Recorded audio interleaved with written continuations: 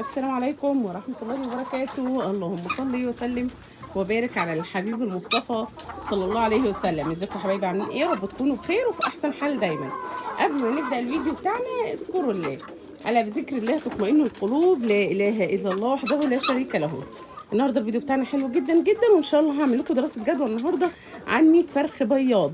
الناس اللي بتسالني كل يوم يا ترى مشروع الفراخ البياضه بيكسب ولا لا، ويا ترى في خساره ولا لا، وعجبني كومنت حلو قوي الناس كده قالوا لي او كتبوا لي كومنت كده وقالوا لي ليه اللي عامل مشروع الفراخ البياضه كاتم عليه وما بيتكلمش وما بيقولش اذا كان مربح او لا. ولو جينا احنا بالصدفه نسال حد عنده فراخ بياضه يقول لنا لا ده ما بتكسبش ومشروع فاشل، مع انه عنده المشروع وشغال بيه بقاله فتره. طيب انا قلت الكلام ده مرارا وتكرارا قبل كده، ان يا جماعه الخير ما فيش حد هيديكم الخلاصه الا من رحم ربي. ناس كتير جدا جدا عاملين المشروع ده وتقول لك ما بيكسبش، ده بيخسر، ده مش حلو، ما تاخدش منه حاجه، مش شغال كويس. ناس كتير جدا جدا. مبدئيا كده النهارده هنجمع البيض مع بعض، وعايزه لايك حلو جميل منكم كده هيشجعني دايما انزل لكم كل جديد. مبدئيا الفراخ بتاعتي هنا وهنا وانا فاتحه لها شويه كده. احنا المغرب خلاص، يعني احنا خلاص المغرب بيأذن. طبعا الاضاءه وحشه جدا جدا، والمكان عارفه الناس هتعلق عليه تقول المكان مش بتنضفيه ليه. عايزه اقول لكم ان الفراخ البياضه دي بتنضف لها مره واحده في الشهر، تمام؟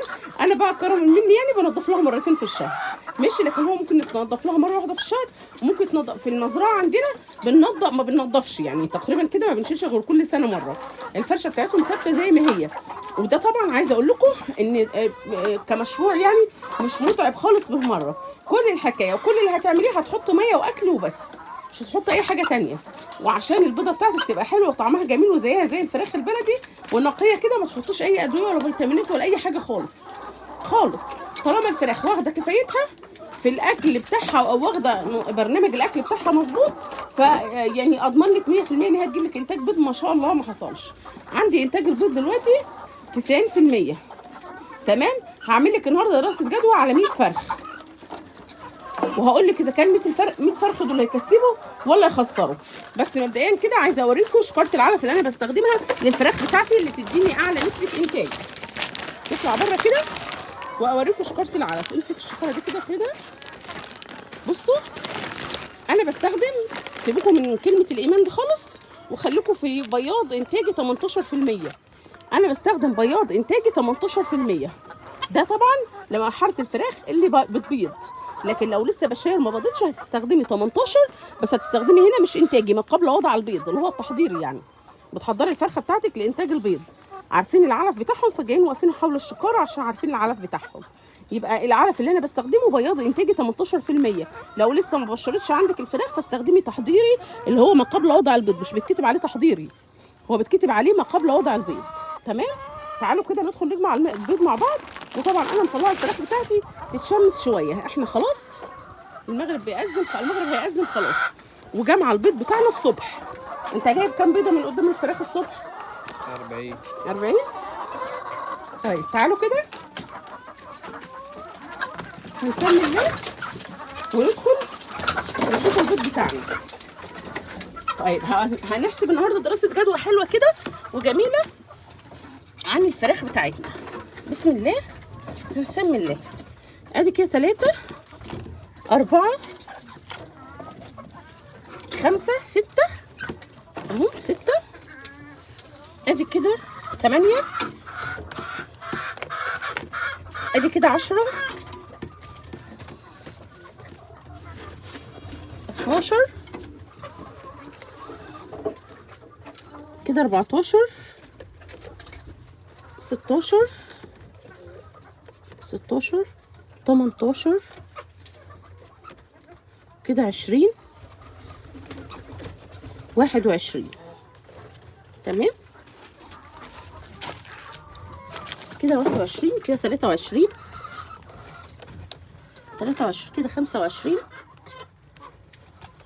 26 27 28. تمام 28. تعالوا كده بسم الله. طيب يبقى كده ما شاء الله اللهم بارك، انا جبت كده 28 و50 بيضه، 40 بيضه الصبح، يبقى كده 68.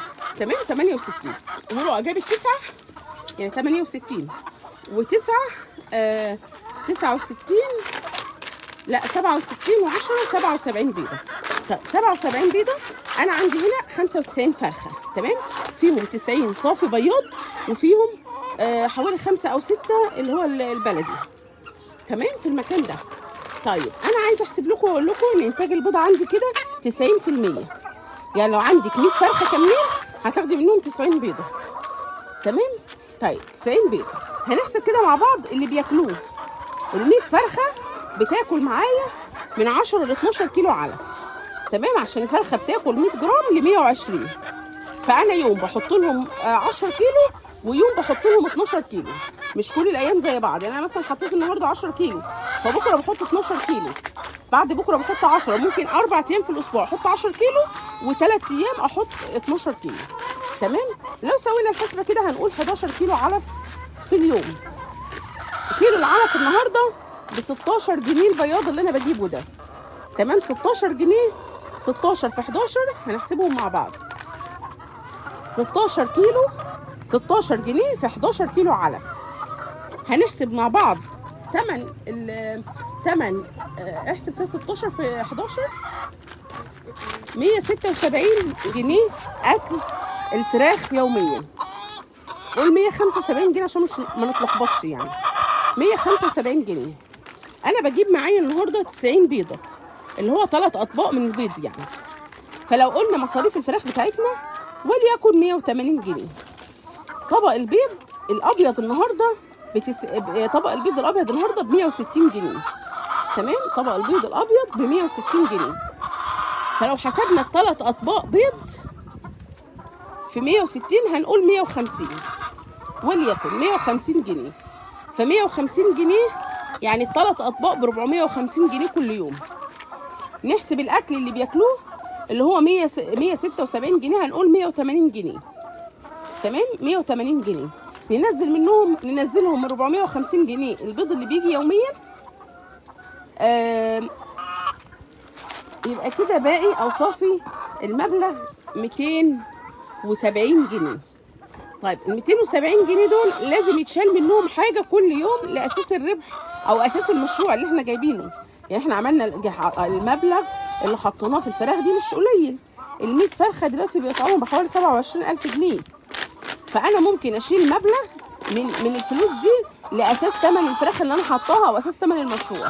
وممكن حاجه ثانيه بقى خالص ان انا اشيل ثمن العلف بتاعهم اللي هم خدوه في البدايه، لان الفراخ دي عبال ما تبشر بالبيض بتاخد حوالي كل فرخه بتاخد حوالي 3 كيلو من العلف تمام. فالفراخ دي بتستهلك علف قبل البيض. فانا ال 270 دول هشيل منهم 100 جنيه ده ثمن العلف اللي اكلوه قبل البيض، وهصفي لي كل يوم 170 جنيه صافي ربح من 100 فرخه. طبعا ده يعني ما شاء الله مبلغ وقدره مش قليل. ناس بتطلع تشتغل ويطلع عينيها على ال 170 جنيه دول تمام. وال 100 جنيه انا بشيلها ثمن العلف لفتره محدوده، وبعد كده بيكون ال 270 جنيه دول صافي ربح من ال 100 فرخه يوميا.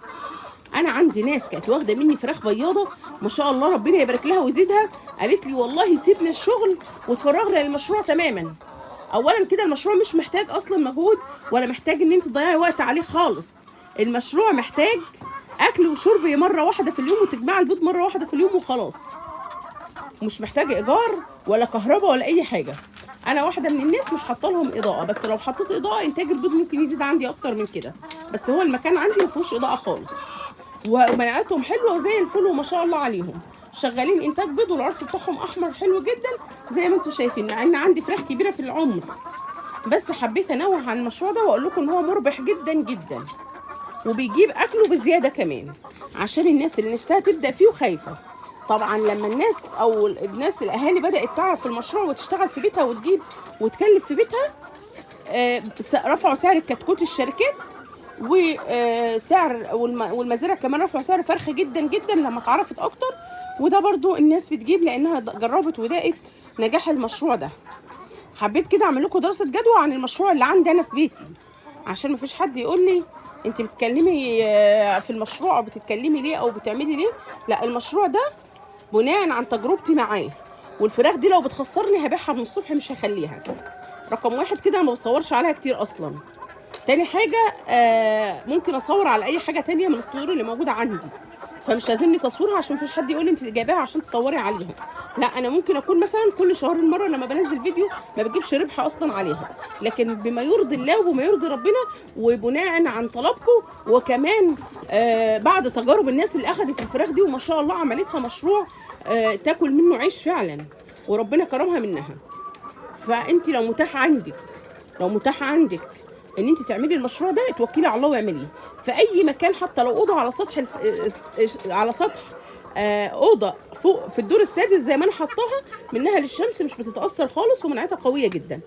يا رب اكون قدرت اقول لكم كده كل المعلومات اللي تخص المشروع بكل يعني بكل دقه. وباذن الله باذن الله يعني انا هنزل دوره تانية معاكم ان شاء الله، بس حبيت برضو ان انا اتكلم النهارده عشان الناس اللي بتسالني كتير قوي. يا رب الفيديو يكون عجبكم، ما تبخلوش عليا باللايك والشير زي ما انا ما ببخلش عليكم بمعلومه، واشوفكم في فيديو جديد ان شاء الله. والسلام عليكم ورحمه الله وبركاته.